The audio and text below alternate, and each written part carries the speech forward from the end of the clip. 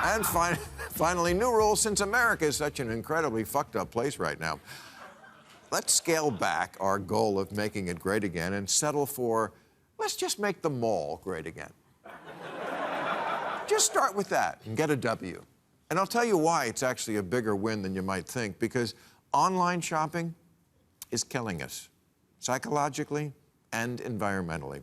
Do you ever wonder why shopping through the mail didn't become so big until this century? Of course, the internet and smartphones made it easier, but the Sears catalog was founded in 1887. It was Amazon, just Amazon that never grew. People could have been getting everything in the mail a century and a half ago, and often with a better reason to, because there weren't cars that made going to the store so easy. Why didn't they? I don't know, but lately I've been seeing a lot of stories about how isolated and lonely people are. Maybe it has something to do with that. In the golden age of the mall, it was often called America's town hall, as marketplaces have always been the center of society. Yes, ours was a little tacky, but it was better than this.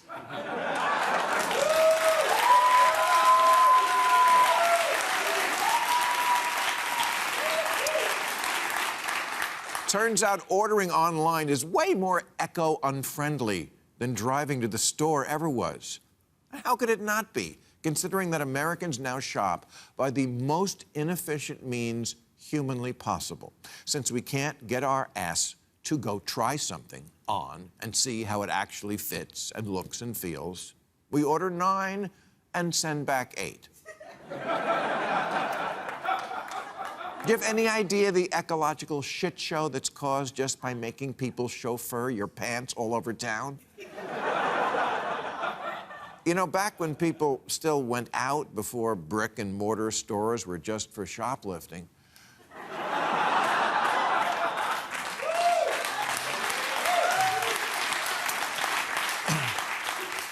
people didn't shop every day. No.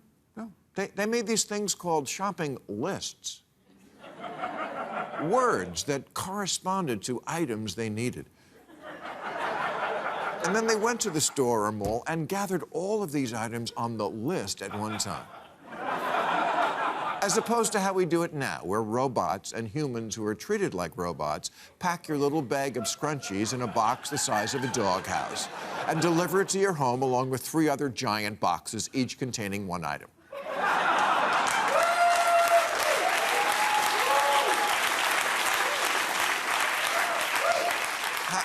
How can you have 1,000 types of shoehorns, but only 3 sizes of boxes to put them in? Where do we think all that packaging goes? We stuff it in blue bins like it's a portal to plastic heaven, but only 14% of it is actually recycled. The rest goes into landfills, incinerators, and the ocean. In 2009, America's most successful investor, Warren Buffett, went big on railroads. And everyone said, Warren, you must be senile. Come on, we're living in the age of streaming and AI and Google glasses and robot dogs. Railroads? And Warren said, yeah, but after all of you are done clicking to get your garden weasels and avocado slicers, something has to actually get it to your door. For some reason, people just don't trust a condom made by a 3D printer.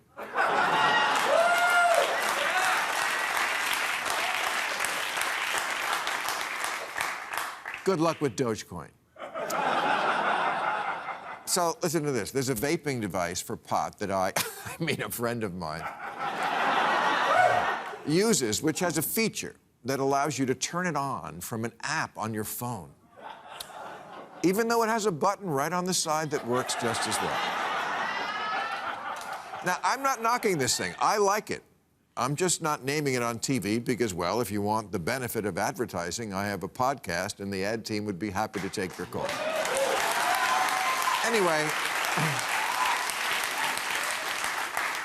the point is, anyone under 30 who sees the app feature thinks it's the 8th wonder of the world because it doesn't work the old-timey way by pushing a button. It's so cool because it's on the phone.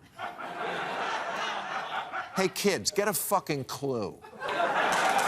Just because it's on the phone doesn't make it cool.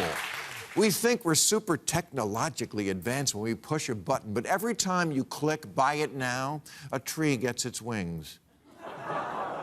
I know, we don't want to think about the kids that make it, or the truck that brings it, or the landfill where it ends up. We just want that T-shirt that says mindful.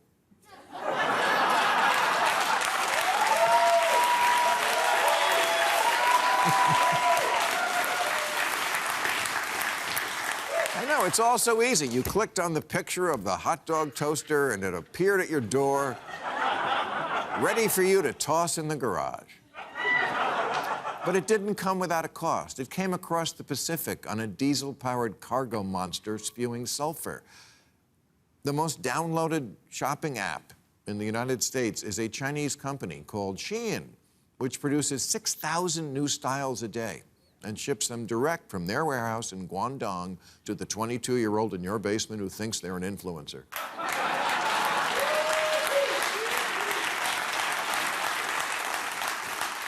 Shein is part of a new industry called fast fashion, which specializes in clothing that will absolutely, positively fall apart if you so much as look at it wrong.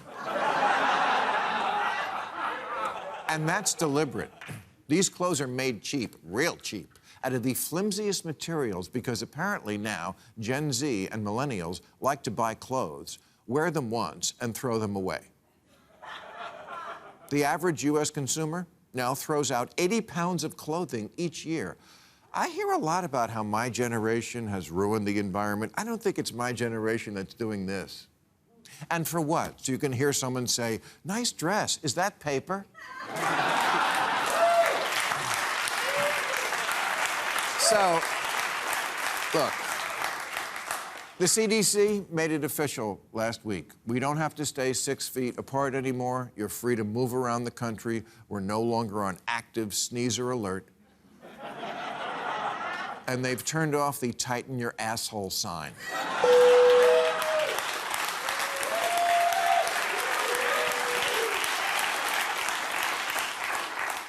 Go out and play.